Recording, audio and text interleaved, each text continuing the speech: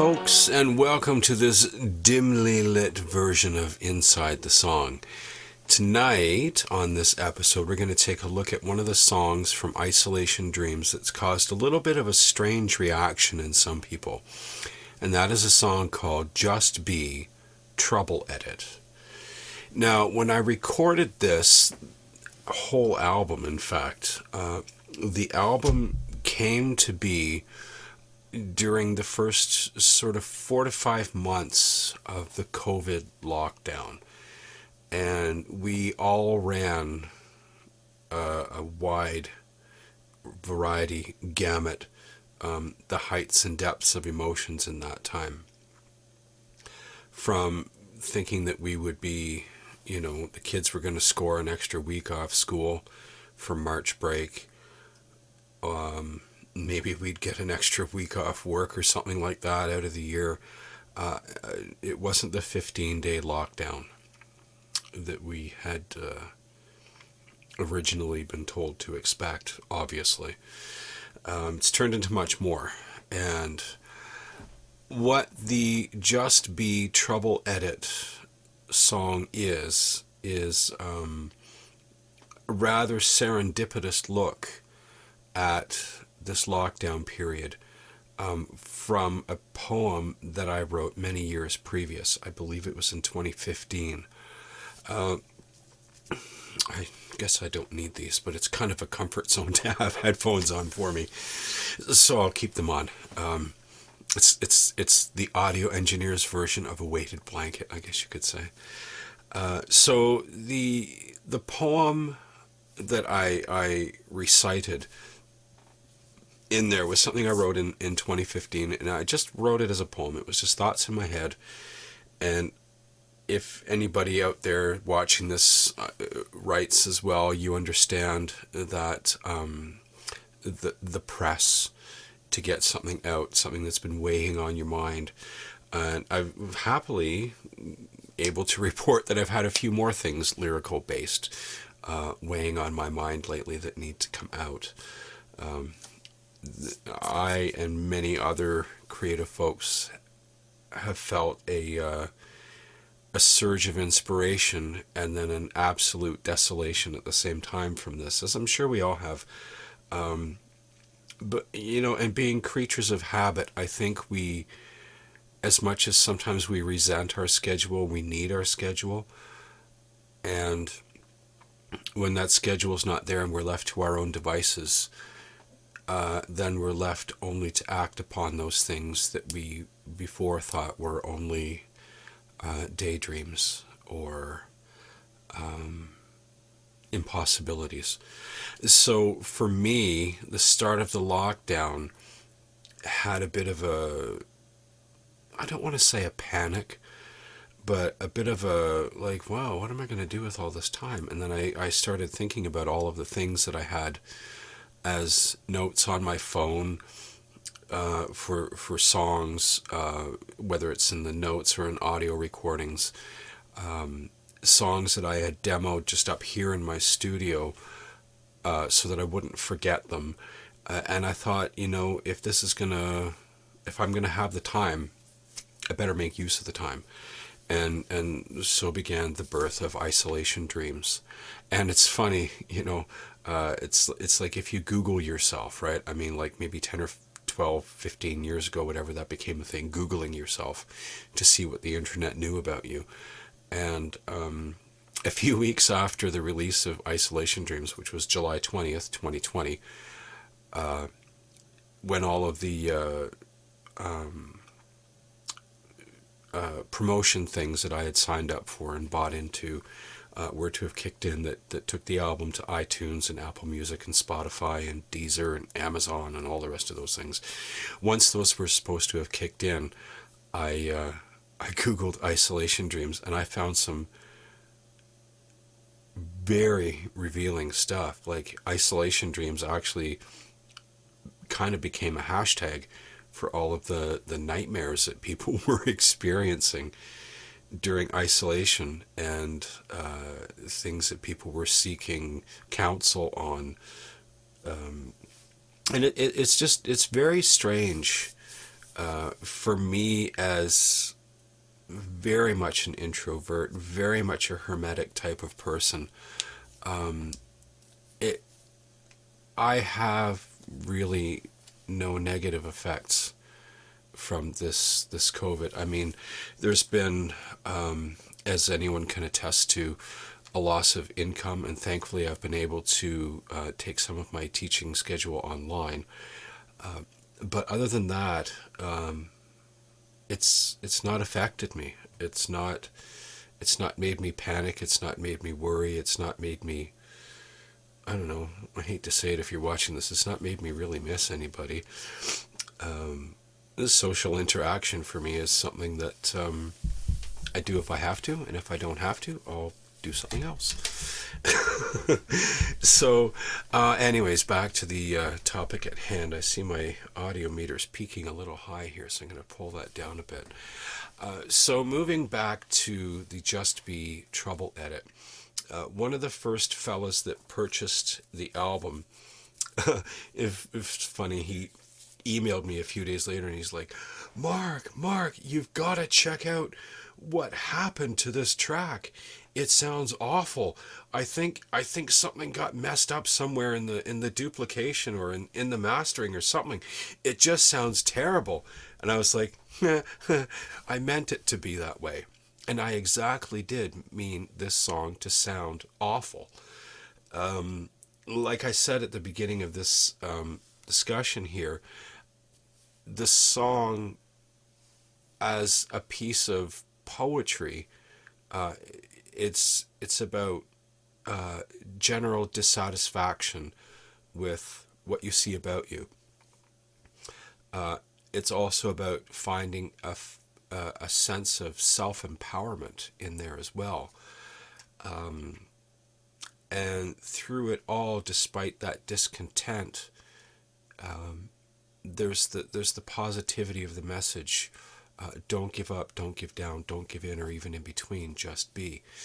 And we'll come back to that lyric line a little bit later on. But what I wanted to do was delve into the audio, the instruments. Why does this song sound bad?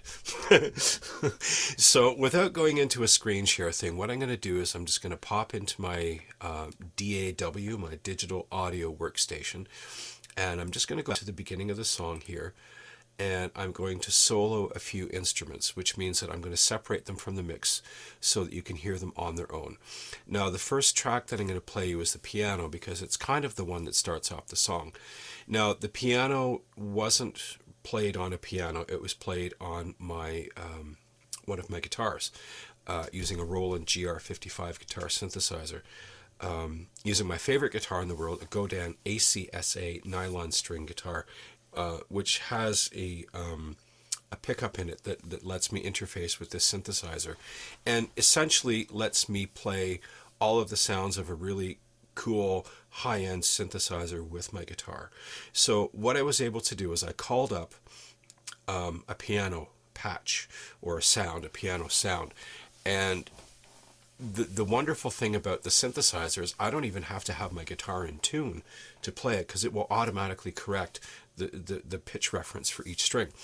So what I did was I made sure, of course, that my guitar was in tune, and I went in and I edited the patch, and I can do this string by string on the guitar. So obviously on a piano keyboard you can play 10 notes at a time. Given the fact of your sustain pedal, you can play many more than that. But I didn't make use of that. But what I did was I went into the settings for the guitar as parameters within the guitar synth, and I detuned each string a different amount. So essentially what I was doing was making that piano play out of tune. And I wasn't making it play out of tune as if it was all flat or all sharp. I made some of the strings quite flat. I made some of the strings a little bit sharp. I left a couple where they should be. And then varying degrees over the 6 strings, I detuned the instrument. And listening back to it, the raw track, it's just awful. And I meant to do that. What that detuning is doing, my intention behind that sound was to give the sound of a Old West saloon piano. You maybe, if you've seen the movie Tombstone, the scene where Val Kilmer playing Doc Holliday is playing Frédéric Chopin on the piano. And the piano, despite the beauty of the song, the piano just sounds awful. So it's that tone of piano. I wasn't trying to emulate Chopin in any way. I wanted that tone of piano, an out of tune saloon piano. So here is that piano right from the beginning, played out of tune. Now, I'm not doing a split screen because it doesn't really mean anything to the most viewers is what I'm looking at here. So this is just the track. So here's the piano sound.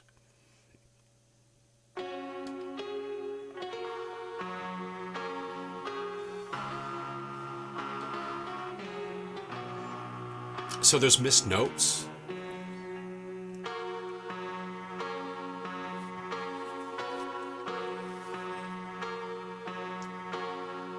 And it has like a classic kind of maybe Celtic ballad kind of feel to it. There are missed notes in there on purpose. This is not a glitch in the technology or my inability to play it. This is me intentionally making it sound like somebody's having trouble playing. Oh, that was awful.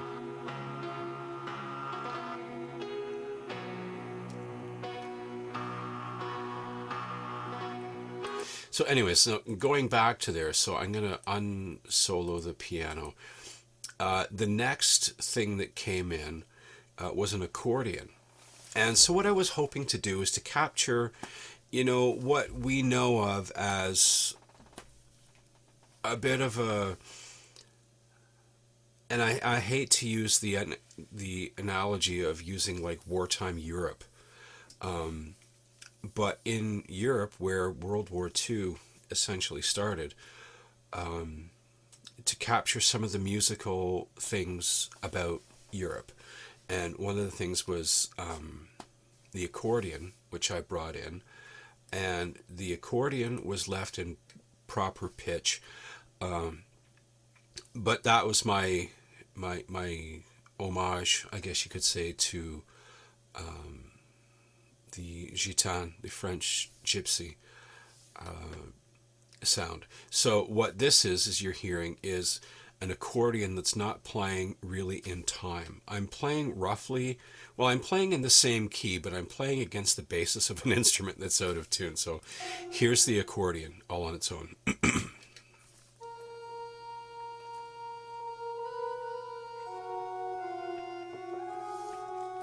Lots of reverb, almost like a church organ. So moving ahead after that.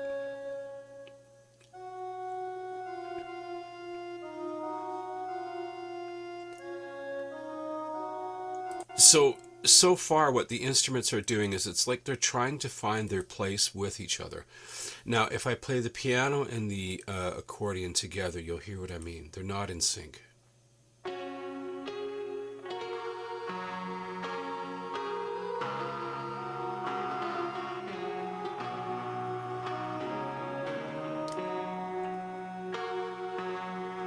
So it's like they're trying to play the same song, but maybe they either don't know the song or they've forgotten parts or they're getting frustrated with the intonation of the instruments. The third instrument that I brought in was a cello. Now, the accordion and the cello as well were also generated by the guitar synth. I'm blown away by this. And I think I bought this 7 years ago, like maybe 2013, maybe 2014. And the technology has always been available to keyboard players, but when this level of technology is available to a guitar player, it's extremely liberating for me. Suddenly I don't have to, it's not like I don't appreciate being able to ask a fellow professional musician to play on my parts, but there's time and there's also the sort of the burden of expectation and stuff. So there are thousands of sound possibilities on the guitar synth. What I chose here was a basic cello. I think it was called French cello. And the cello plays in tune, but again, I'm following the theme of the piano, but I'm trying deliberately to play off tempo as if I'm misinterpreting the changes. So here is the piano, the accordion, and the cello together.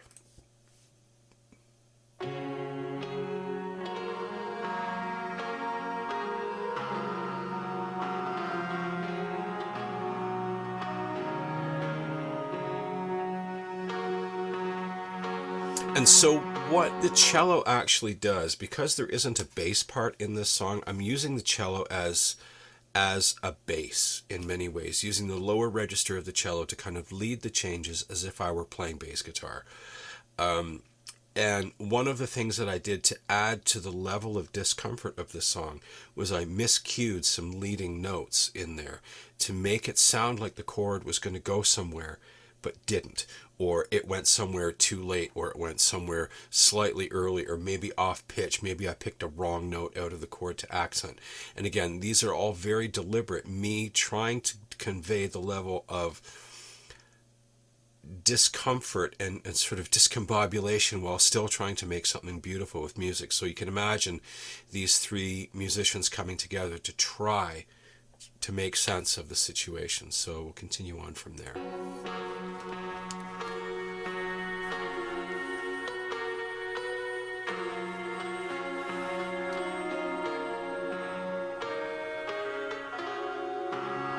There's the one miscue.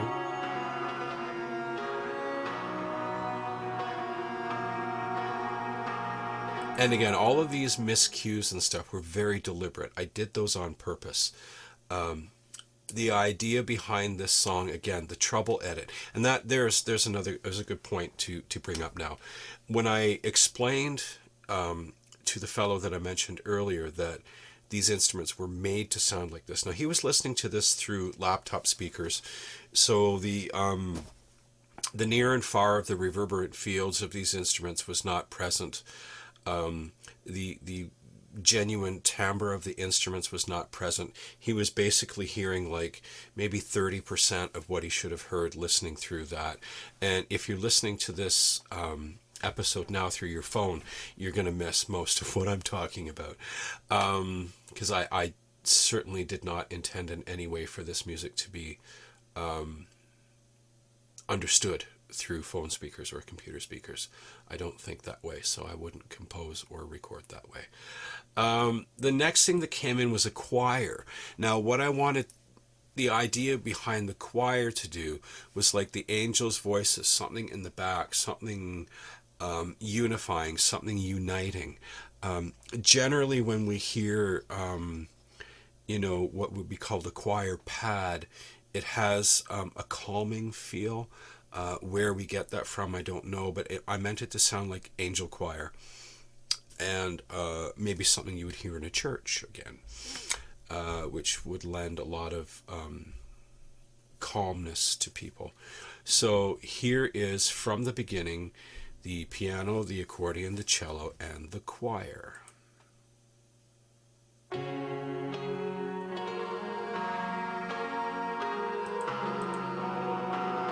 Sorry, I miscued that one.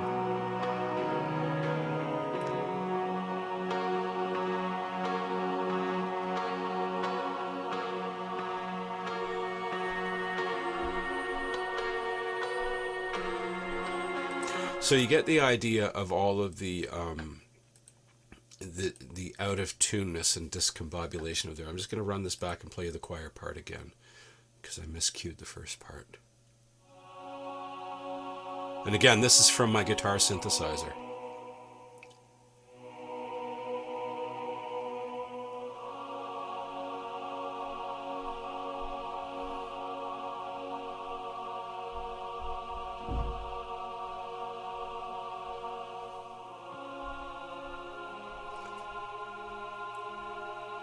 So when you hear all of those instruments come together, basically they're all out of sync.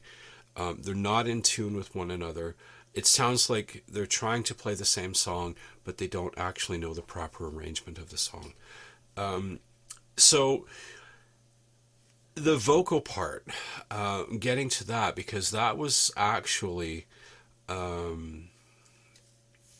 I guess it was one of the last things that I recorded for this. I ran through countless takes of this, trying to find the proper sound to use for it. And what I was kind of hoping for was like something the cross between a megaphone, like a handheld megaphone, or one of those really crappy outdoor like bullhorn speakers that has almost no appreciable frequency range. So I ended up, what I did was I recorded this into the voice recorder of my phone, not in time. I wasn't speaking in any particular cadence. None of these tracks were really laid down to match, but the vocal part I recorded totally separately, because no matter how hard I tried to make it sound good, the harder I tried to sync it to the tracks, because they were out of sync with each other, it got worse and worse sounding. So what I did was I just used the voice recorder on my iPhone, recorded it in there, and then the strange effect that you hear on there is actually I copied that track and pasted it, so I have two identical tracks here.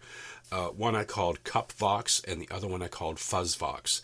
Now, the Fuzz Vox is just fuzz is a guitar effect that was applied to the vocals, and you do hear that sometimes. But fuzz is that sort of like, psychedelic kind of distorted kind of sound for guitar. It's very rich and complex and overtones. They're all messed up. I guess to use like if you were to think of something like Sunshine of Your Love, or a more contemporary version would be Walking on the Sun by Smash Mouth. That's a fuzz sound. So that's what I put on this vocal part. So again, I recorded it at a very high gain. So here is the sound of my phone right here with the microphone that's right above me. I just placed it on a piece of acoustic foam on my work surface that's right in front of me here, with playing, and let the microphone do its thing. So here is the Fuzz Vox soloed. It's noisy. I don't want to follow. Something tells me it's time to lead. So it's noisy because of the fuzz. Now, what I did was I chopped all the little vocal phrases into pieces, because as I stopped speaking, the noise of the effect would come up, and I didn't want to add a noise gate onto there and add all kinds of weird, what's called pumping or huffing from compressors and gates trying to cancel out the noise. So I chopped it up. The other one was called Cup Box. Now, what I did was, just with a cup just like this, I put my phone on top of it, as you can see here. And you know that pretty much every kid or, broke college student trying to amplify the sound of their phone to make a proper stereo sound, it does make it louder because the sound will resonate inside the cup, but it sounds awful. Like, it just sounds absolutely awful. Anybody that would prefer to listen to music like that should just really give their head a shake. So again, what I did is I put the same piece of acoustic foam down on my desk. I put the cup there. I balanced my phone on there, and so this is, again, these are things happening at the same time. The first track and this one, I copied the original track and affected it differently. So it was playing through the phone, reverberating through the cup, and I just basically had to chop a little bit of the pieces off the beginning to make sure that they lined up, because it's two separate recordings. And this is the sound of the phone sitting on top of a cup, put through what's called a stadium reverb. So it's a little bit different sounding. I don't want to follow. You can hear the cup, right? Something tells me it's time to lead. So I'll bring in the other one with it. I don't want to dwell on yesterday. Something tells me it's time to be free. So you get the strange resonance of the cup you get the distortion of the other track. And I couldn't find really a good way to get these all as one track, like to layer on enough effects to do that. So I figured, I'm going to take it and I'm going to affect it differently, because I had it in my head what I wanted to hear, but I couldn't achieve it with the plugins on my workstation here. So the last two things to get to are the laughter track, the laugh track, and the siren, the air raid siren. Because I was thinking, going through here again, all of those instruments together, if I play all that stuff together back for you from the beginning, all the instruments. I don't want to follow. Something tells me it's time to lead. I don't want to dwell on yesterday. Something tells me it's time to be free. So I wanted an extra layer or two of discomfort put in there, as if what was going on there so far wasn't bad enough. So I was thinking again, like I mentioned about the World War II reference, and immediately air raid siren came to mind. And I have a sound effects library on my computer that I was able to pull this from. So I put the siren in there, starting from the beginning. No consideration for the timing of it. There was no key consideration. I didn't try and auto pitch this or anything like that. And so here it is with the siren and everything else. I don't want to follow. Something tells me it's time to lead. I don't want to dwell. And the cool thing with this, I'm going to go to another part of the song here where the siren gets a little bit louder. It just happened to be in the right key, which was kind of cool. And the wavering of the siren is also playing into the effect of the things going out of key and not being in tune. The same siren track plays all the way through. I don't know if it's an actual World War II era recording of something going on, but there's explosions, there's bombs, there's guns going on in there. But here's the part where the siren's just a little bit louder. Take me to the light. All the struggles and all the fights won't take me to Here's the the solo. light.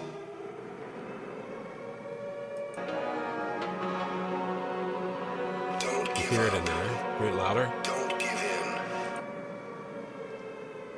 Or even in between. It runs all the way through. So I thought, okay, again, as the last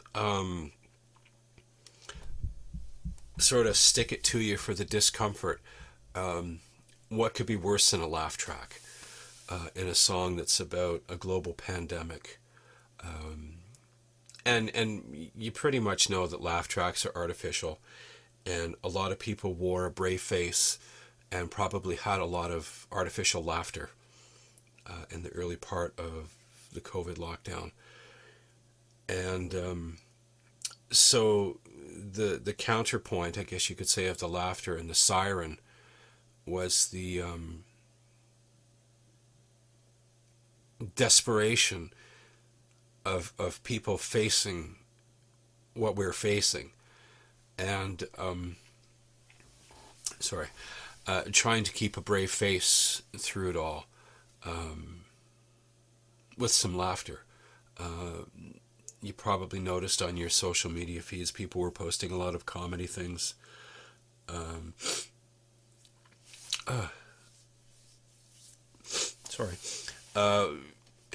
As I guess ways of trying to cheer themselves up at the same time, and maybe cheer you up at the same time.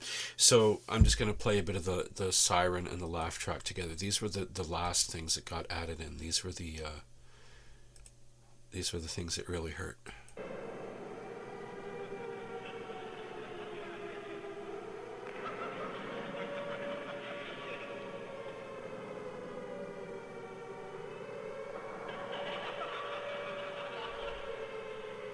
So these two tracks run through the whole song. There's no edits at all. There's no interruptions. There's no EQing. I put some reverb, well, actually quite a lot of reverb on the siren. There was very little EQing done to anything really on these two. They were just sounds from the library that I have.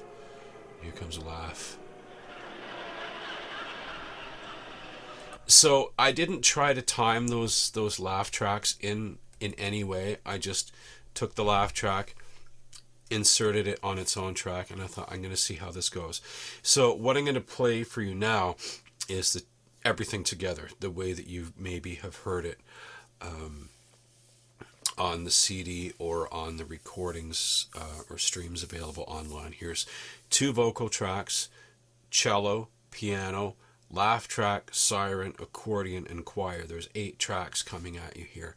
And again, in case you missed the first part of it, things are off time and out of tune and miscued very deliberately. This is, call it the COVID band, if you want, with a piece of my poetry that 7 years earlier happened to be very serendipitous for what I think we're all going through at this time.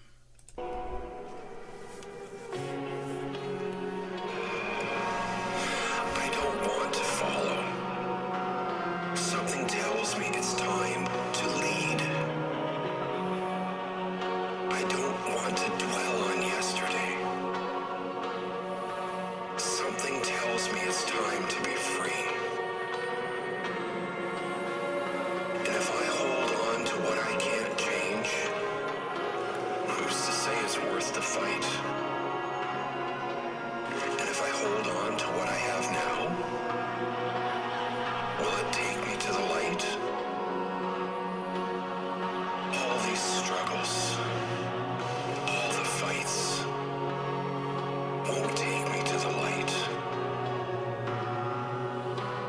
All the struggles, all the fights, won't take me to the light.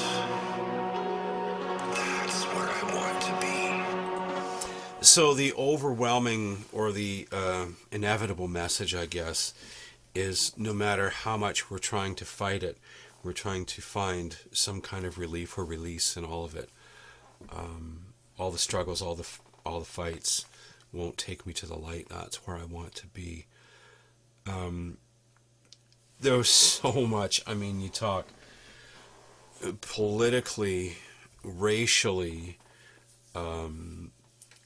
gender orientations, people arguing about every little thing that they could online. And I mean, not that you'd really want to, but I mean, you probably remember quite well what your social media feed looked like around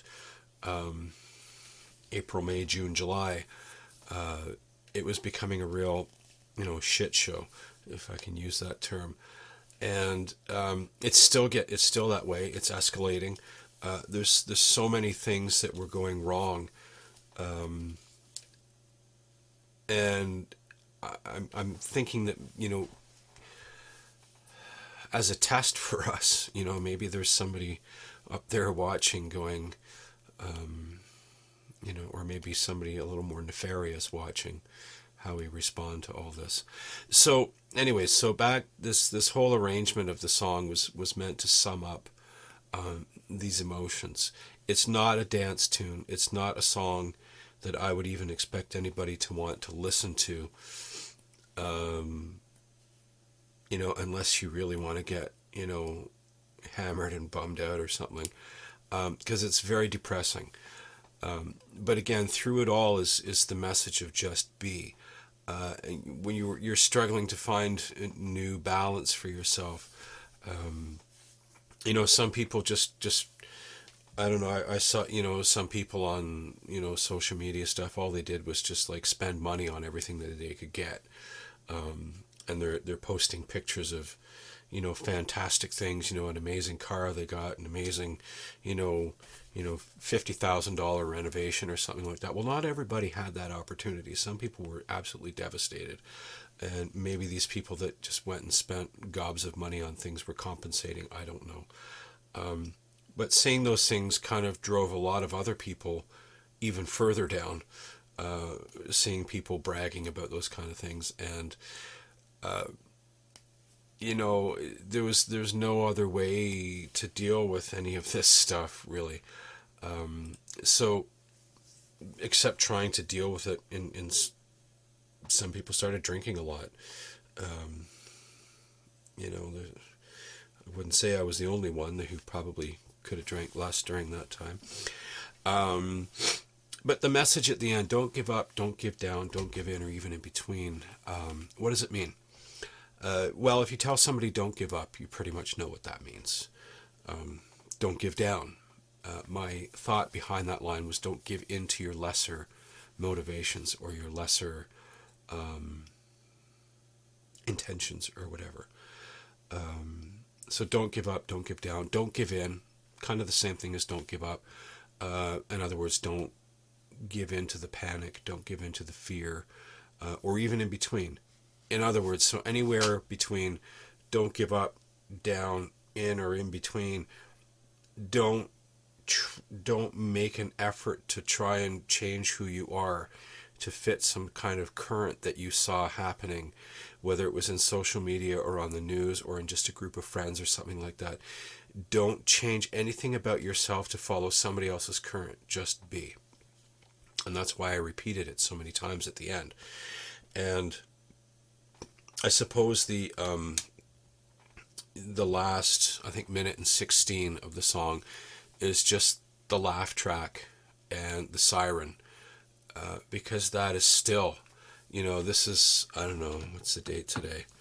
October 7th. We're still going through this. And, is it going to end? Who knows what this new normal is going to be.